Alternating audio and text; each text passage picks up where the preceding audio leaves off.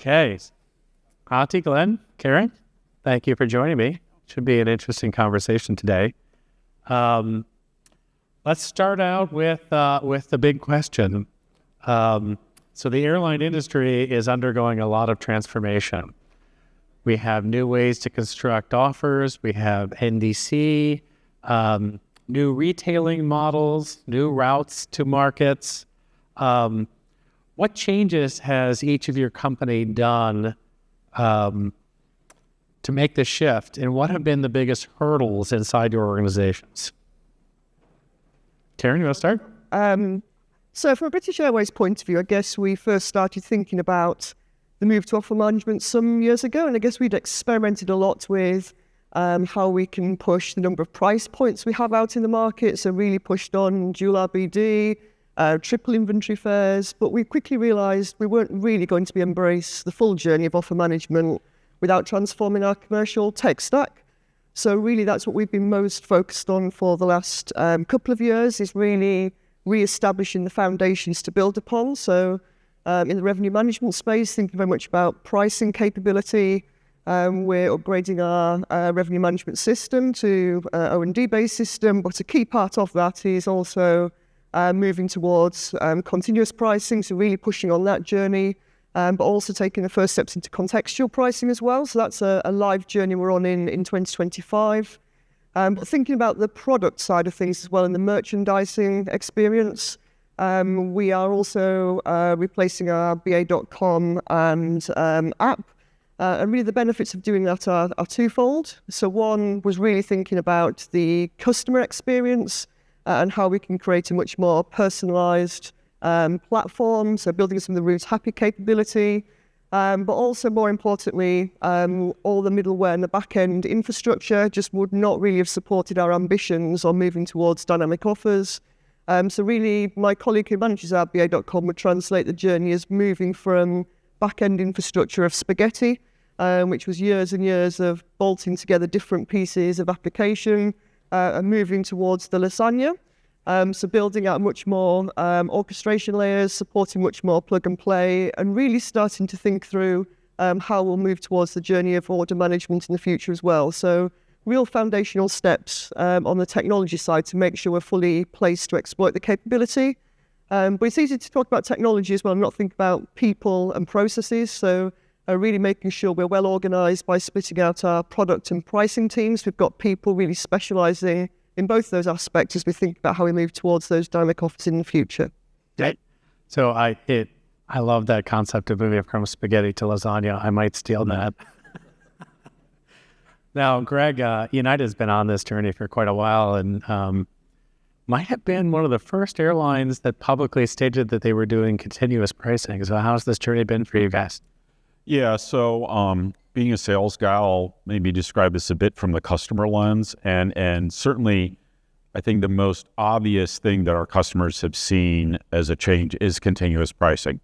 We started testing continuous pricing, over 4 years ago now, right? And like all those things, right, you need to test on a very small part of the network and very limited set of fares. And but we've been system-wide, every seat, every flight for 2 years. And that definitely is something that our customers notice, particularly those customers who traditionally have booked through agencies and are relying on EDIFACT to get their content, right? Because we can't push continuous pricing through EDIFACT.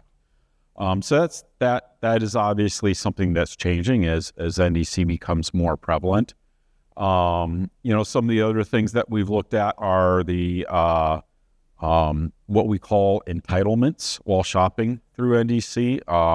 So when someone's going to say book our Economy Plus seating product, if they have certain Premier status, they will get that for free, right? And historically through EDIFACT, you couldn't see that, but through NDC you can. That all leads, there's obviously a lot of stuff behind that, a lot of systems work, a lot of process work. I think similar to a lot of other large airlines, we are a bit of an oddball in that we have some pieces of technology that we own ourselves. So our PSS, we own. Our revenue management system, we own. But a lot of other pieces we get from the same kind of vendors that most airlines get. So we're using an inventory management from someone else, and we're using Acelia for our NDC API, things like that, right? So that type of technical environment then requires kind of a specialized focus of management and how we shift and grow it as well, which our approach has been very much to modularize our technology and do things piece by piece. We are not going to try to do, big bang tech development where we do this huge waterfall. At the end, we switch it on and everything goes to chaos. I think, Yeah, this the transformation for me, I think it's mostly about the business processes and how do we set ourselves up for the success in this transformation, because all the different technical solutions like dynamic continuous pricing, we've been already also started, I think, testing that and implementing these since 2019, 2020. Now we are live basically everywhere with that one. It's somehow obvious change for your organization. But you can tell to people that I'm making my revenue management system better and everyone is happy and they actually believe that. And they see that it's working. When you go further than that, when you start talking about the dynamic bundling and what do ticket types mean and who are you pricing for? Are you pricing for the other carriers? Is it a benchmarking activity or is it an activity towards the customer? And what do you have to actually take into account when you're building the products, when you're building the prices as part of the product to the market? And how do you have to set up yourself as a commercial organization to understand that? So not only the text change or the change in revenue management, the roles there, but the whole sales organization, your digital channel as well.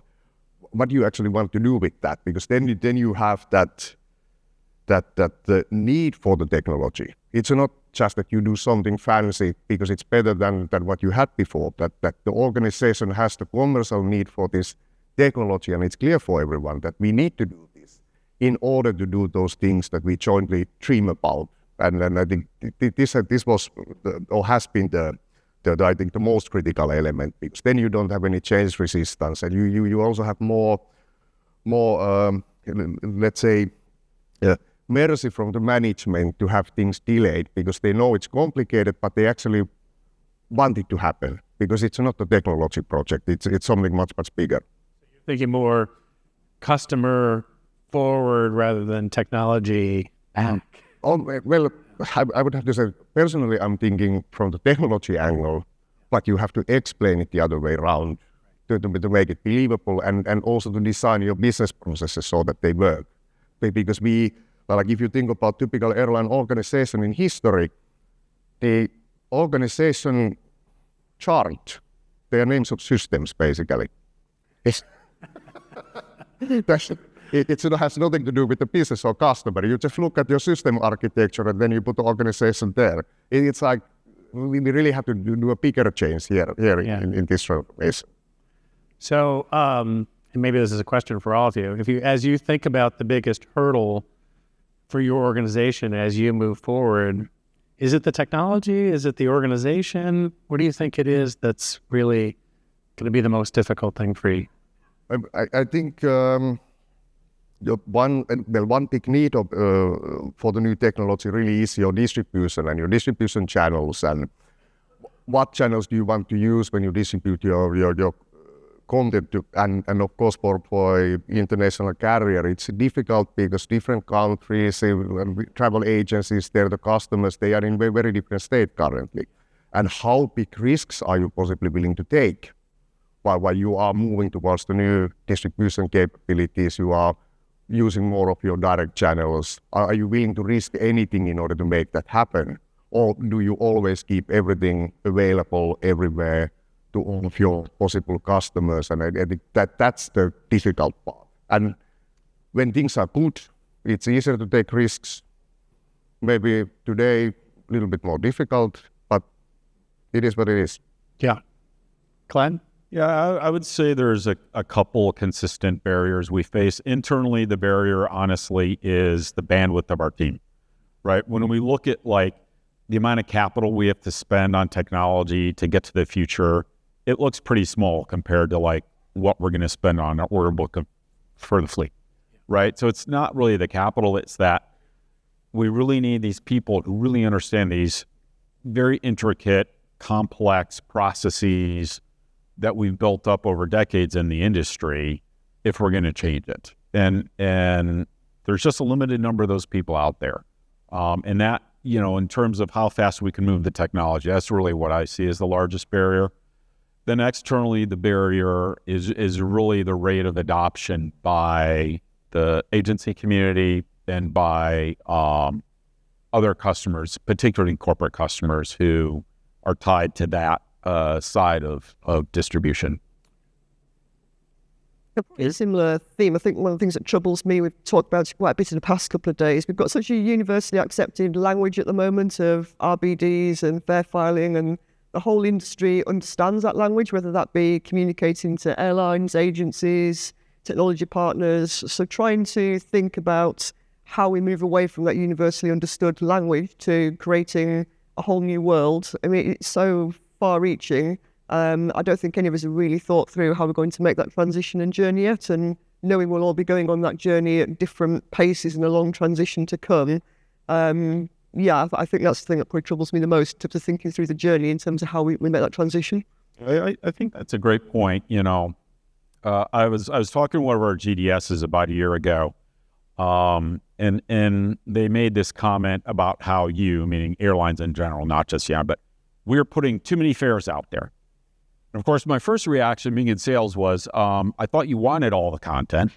But then they ran a query for me on a simple kind of US to Europe round trip, and they got 90,000 fare results, right? Like that's, and that had more than doubled in the last 5 years, right? Like we can't continue in that path, but we are so wedded to all the fare rules are tied to an RBD and a fare basis code and all. Like, how do we get from that to something that instead of going to 100,000 fares and 200,000 fares, like it's got to be more manageable, but it's going to take a very different way of doing it.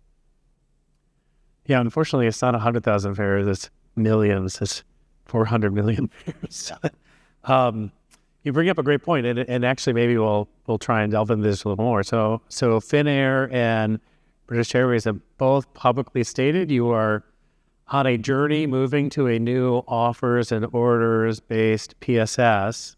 But you're both part of one world that has a large span of global carriers that are on different paths and timelines to the future. How are you thinking about keeping all of that connected? It's a great question, and it's a subject we talk about within some of our joint business meetings. So obviously we're part of the One World Alliance, but equally with Finnair we participate in joint businesses in some key parts of our network as well, where we collaborate more closely. And as partners, we each make our own vendor solutions and vendor decisions around who we're going to work with in the journey towards off-order management. But then somehow those technologies have to work together. So obviously in the case of Finnair, we've made some common decisions in terms of those vendor decisions, but equally we have other joint business partners who are on different technology platforms and going in different directions. And I guess to a certain extent, I don't think technology and the choice of vendor is necessarily the most important factor. We've been on different technologies for many years. Actually, some of the bigger challenges come from actually just trying to work out the commercial intent of what we want to deliver as joint businesses, and then almost work back in terms of how we deliver that through the technology we each have. And that's definitely still a journey we're on as we think through, again, back to the earlier points, where we've got ways of working very much built around existing infrastructure, existing RBDs, trying to work through how are we going to keep working and communicate pricing, communicate products, etc. when we're on a world where we don't have that existing infrastructure. So that's definitely a journey of discovery where we're on at the moment. So I don't know if you... Yeah, and of course a really exciting opportunity for us as we have we are in the same alliance. We have the shared joint ventures where we are in, and it makes discussion much easier than with some other carriers. And having this overlap in the tech stack, similar future systems, it's of course a unique opportunity to start building things, and especially now building things that don't exist yet. So it will be probably quite horrible journey, and difficult to do it for the first time, but of course a really nice opportunity to do things. We don't have the standards yet. We don't have the technical solutions there. We don't have the commercial model, how it will work. So it's really nice to try to build something new and see how it works. But then, of course, at the same time, one has to prepare to work with everyone, not only with your closest partners, but because in the future, in the long term, it has to work everywhere. What I think it's built on as well, we don't have all the answers to this yet, but I think just trying some of these proof of concepts and trying trials. I think some of the messaging from this morning resonated with me, where we won't get to the stage where we know the end state answers, we won't have all of the standards, we've got to start trying things. So actually some mini kind of proof of concepts and trying to find things that work and then building out. It's actually quite exciting to be able to experiment on those kind of things within sort of the joint business context and learn from it. Glenn, United's been on a continuous pricing journey for quite a while. How has this affected like your distribution strategy and go to market? Sure. So if you think about the typical agency, whether that's a TMC serving corporates or a leisure-focused travel agency, one of their main value propositions to their customers is that they are going to be able to offer the most competitive prices, along with all the service and other things they provide. So continuous pricing has upset that, right? We've said this publicly before. We have on our website, you'll get a continuous price fare about 46 to 48% of the time. If you're shopping through EdEffect, you don't see that fare. You see the next highest published fare, right? So there's a price differential there.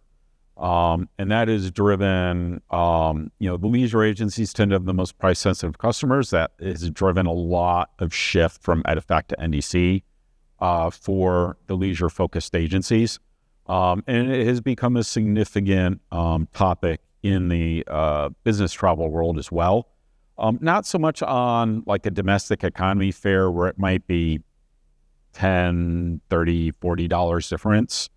But if you think about when you're doing an international business class and we have like 5 RBDs for business class to span $10,000, $15,000 a price range, the differences in continuous pricing can be quite significant. And that does get corporate buyer attention when they see price differences that big.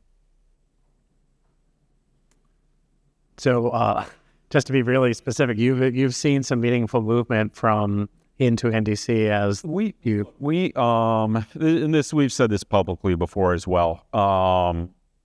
If we look at all the tickets we sell about 2/3 of them direct, right? So that leaves about 1/3 of the pie for the indirect channel. Of that 33%, about 9 or 10% is NDC today. The rest is EdEffect. So it's almost 1/3 of our indirect channel at this point, but it's very skewed about which players are selling that way, right? The OTAs have almost entirely shifted to it. Other leisure players are, it depends on the player, but very significant portion of their bookings are doing it. Then I get into the TMC space or international agencies outside the US and outside Europe, and the numbers get very low. Now, there's a few agencies out there. There's the Navans and Spot Nanas of the world who are mostly on NDC, but they're the exception still, not the rule. Okay, this is a question for everybody. So yesterday, I think we did a very good job talking about product catalogs. Probably heard it in every one of our, that really allows airlines to start to separate price from product. Do you see, this is each individually, do you see product catalog as a viable solution for your airline in your journey to dynamic offers? That's kind of question one. And then question two is, do you see standardization there as important, if that's the case? Glenn, have you guys been thinking about this? We have, and I would say that, look, I can't opine on technically whether the way product catalog is built is the right thing for us or the perfect thing. But to go back to their conversation around the RBDs, the proliferation of fares, and like that concept of the product catalog is part of how we solve that conundrum, right? And it's, again, thinking from a customer perspective, it's really challenging when our sales team's out there, right? And we're limited to, we can do our standard published fares, or we could do a consolidator fare, or we can do a marine fare, or we can do a cruise fare. And it's like, and it keeps going on and on. And that's just in the published space or the public fares. And then we have our private fares as well, right? And it's a lot to manage, and it's very constraining. So we need something like product catalog to get rid of those constraints and address customer needs, right? We have large corporate customers who have, for example, a lot of technicians or engineers traveling, and they're always checking bags, right? And of course, as the industry, most of us have unbundled our product. Bags are a separate thing now. We can solve that one way through NDC and sell ancillaries and attach it, but for that to work really well, we really need to be in the world of offer, order, settle, and service. I see product catalog as a way to fill some of that gap before we get to true offer order, right? Like if I could dynamically say, okay, for this customer, we're going to add bags into the fare, right? Which is something we could technically do today, but we'll never do because we don't need yet another kind of fare, right? Okay, private fare for this customer with one bag, private fare for this customer with two bag, right? Like we're just not going to do that today, right? So we need that product catalog concept. I think my views would be pretty consistent with those of Antti as well, to be fair. So I do see a place for product catalogue, absolutely. I think it'll be a core part of our future move to offer order management. I keep going back to the point about joint businesses, interline arrangement, code share, etc. It's a really important part of our business for a big network carrier such as British Airways. So we need to create that common language and common means to be able to exchange data, product information in the future. So I do think getting some standardization is important. I also think it's important for our customers so they actually know what they're buying. So when they're buying something for one airline or comparing prices across airlines, we've got some common definitions to work with. I think that's important for customer choice. My worry with standardization is as an industry, we take a long time to get to standards. We look at how long it's taken to standardize in the NDC world, and that's still an evolving journey.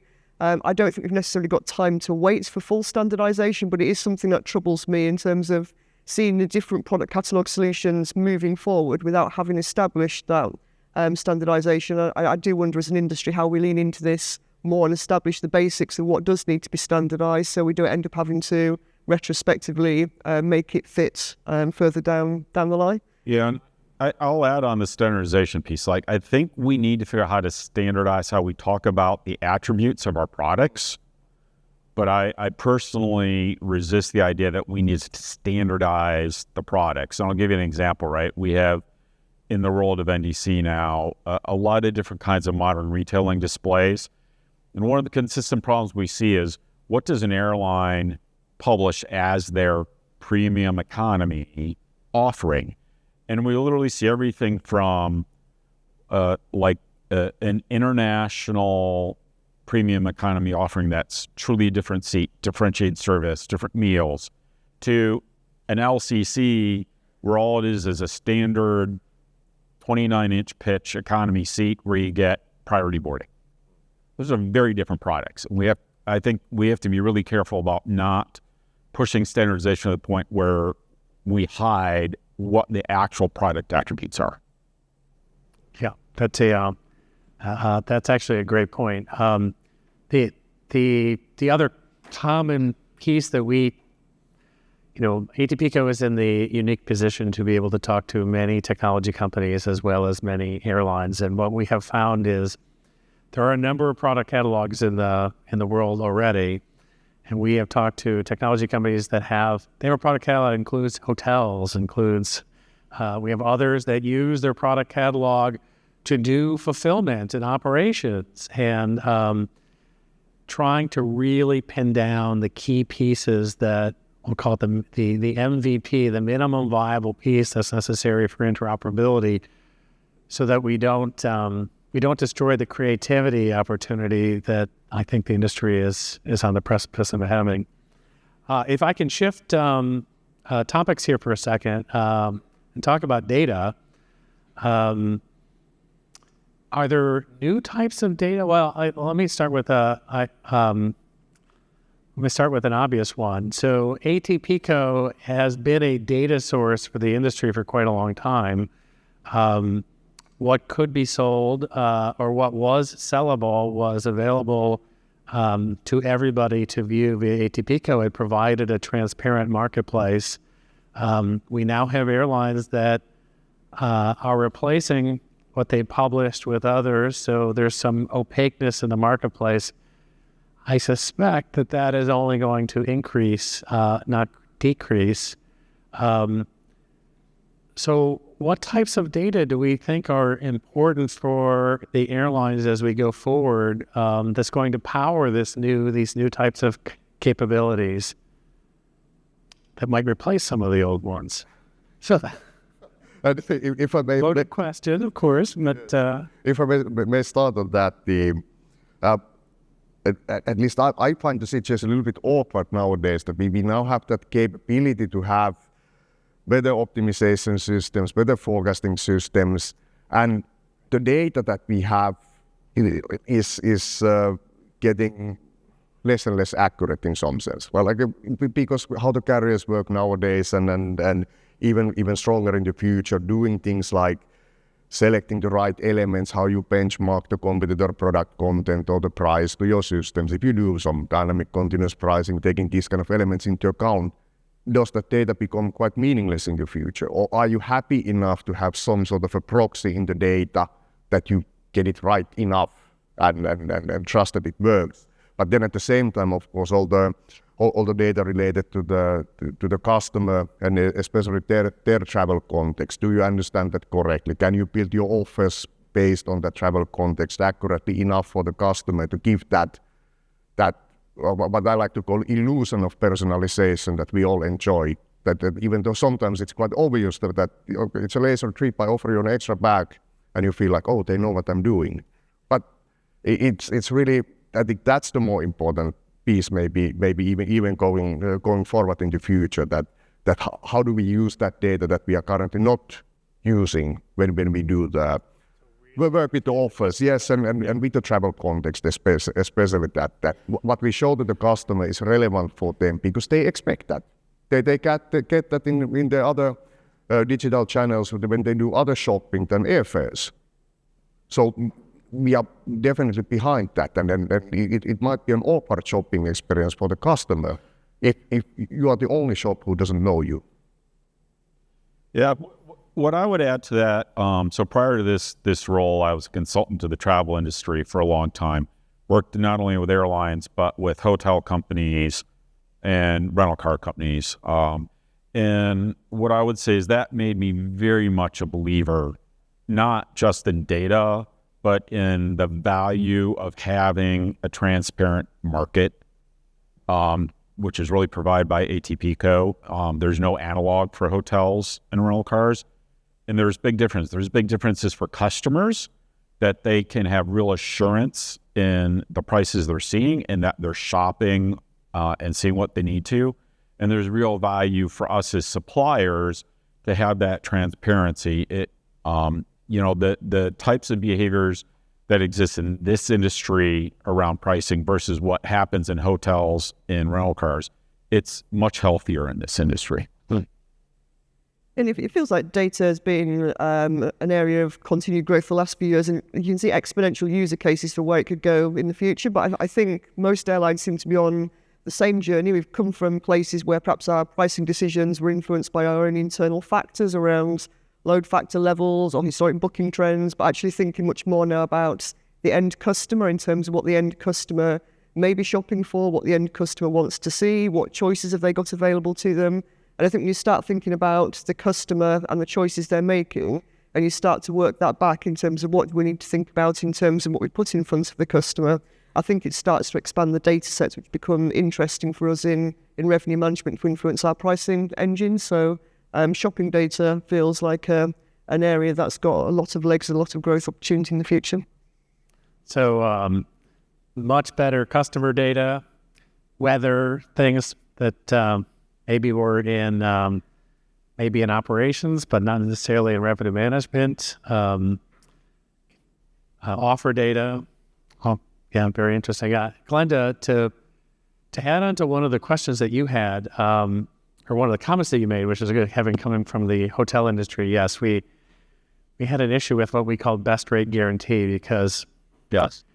there were a lot of people that had our inventory that could offer it at a lot of different prices. It became very complicated. So, so are there things that, and maybe I'll start with you. There are things that you're doing at United that that helps ensure that pricing decisions align with kind of your brand positioning, and how do you make sure that that's all together?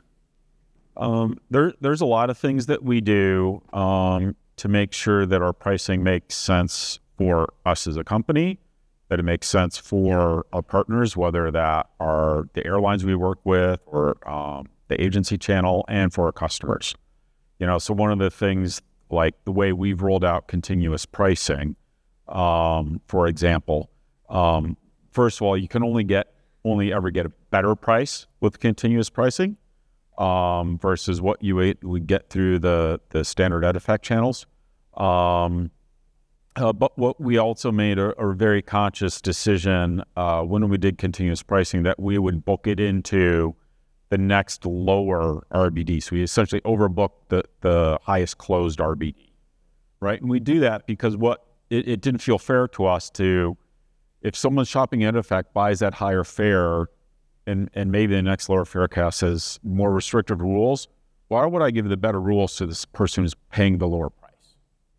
Right? It's like, how do we maintain that equity between the different customers based on what they're paying, right? And that is one of the subjects. And we spend a lot of time thinking about those kinds of decisions and making sure that we could talk about it, on the front page of the Wall Street Journal or in front of Congress or in front of customers, and feel really good about the decisions we made.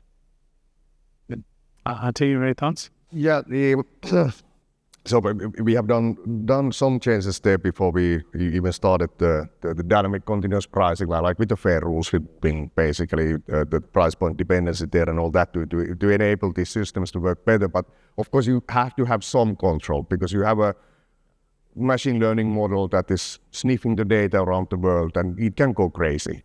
And you just can't let it run. And sometimes you have to do either business decisions where you steer it a certain way, or you have to put some borders and limits around it, basically, that how it works in the end. And of course have the people, because you still need the people, the professionals looking after the market, seeing what's happening there, what is your performance, and their job has changed from like our people who used to do pricing. They nowadays work both with pricing and demand forecasting, and they steer our dynamic continuous pricing system so that they get that right money from their market. So it has to be under the human control all the time, and that's where I think it gets more complicated. Then is that when you start also dynamically pricing your bundles or the ticket types, branded fares nowadays, that they should be considered as ancillary bundles.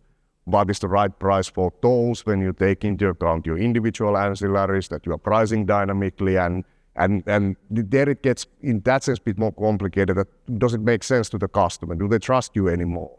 That why the combo deal of these ancillaries is this much more expensive or cheaper than buying the individual elements, and what is really the utility of the individual ancillaries, and does it have any meaningful value to the human beings? And that's something but we are just learning and developing now to get much better on that space.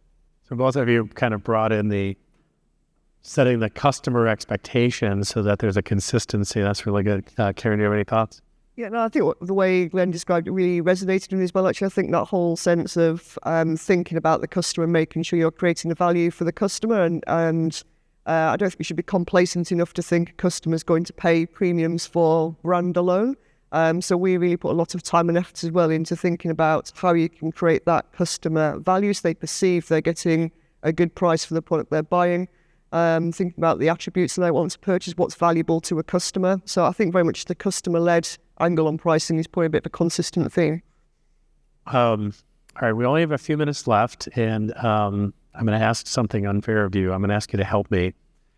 Take off your airline hat for a second. So in the industry's journey to this more sophisticated dynamic offers and orders world, it's going to take a while. We don't talk about it a lot, but we have we track our customer base, and we have well over 100 airlines that are still just a few price points, do bags and seats, and that's about it. So is there anything that you think that the industry should be doing, independent of your company, but that the industry should be doing to kind of help keep all of this together and make it work while this transformation goes through? Unfair question. I will admit it. I think at least for me, it's important that we move forward, and even though we don't have standards for this and that, that the carriers and everyone in the whole value chain, that we keep trying to do the new things, and we learn what works and what doesn't work. And I believe that in the end it will be something sensible. There will be standards. It will look okay. It won't be worse than what we have now, definitely. But it requires for everyone to move and not just wait for someone else to do it. Because if we all just sit and wait for all the problems to be fixed, then nothing will happen. Some incentives of trial rather than... Yeah. That's good. What I would add to that is standardizing our data and the way we transmit that data is critical, but not sufficient. We've got to get better at standardizing business processes as well. We're seeing this a lot with the rollout of NDC, that even though we're all using the same NDC standard, that the business process behind how different airlines say maybe do an exchange or a refund is different. And that makes adoption really hard when the agency or the aggregator has to write to a different business process for every airline. And there's no competitive advantage to be gained by having a different process for refunds. Where there's a potential competitive advantage, we should not standardize. But the stuff where it's just a business process that needs to happen, we need to get better at defining how that works for the industry. That's a great point. And I should mention that ATPCO does have a working group that does nothing on how do we standardize the implementation of NDC for wholesale fares, for example. I think that one's in process. So that's Karen, any? I think those of us at the sort of forefront of leading some of these transformations, I think sharing some of our learnings back into the industry. So I think taking the time to participate in the working groups across the industry where these things come together, taking some of those learnings, being prepared to run trials. We've all got an interest in the whole industry moving forward, not just our own individual airlines, because we are so reliant on those broader network relationships. So it is in our ultimate interest to help the industry move as well as our own individual airlines. Okay. Well, we are out of time. I want to thank you three. I also do want to point out to all three of you as airlines have been participating in our POCs and doing trials. And when we have data that doesn't quite look right, you are willing to spend the time and effort. So we really thank you for being at the forefront of this. Appreciate it.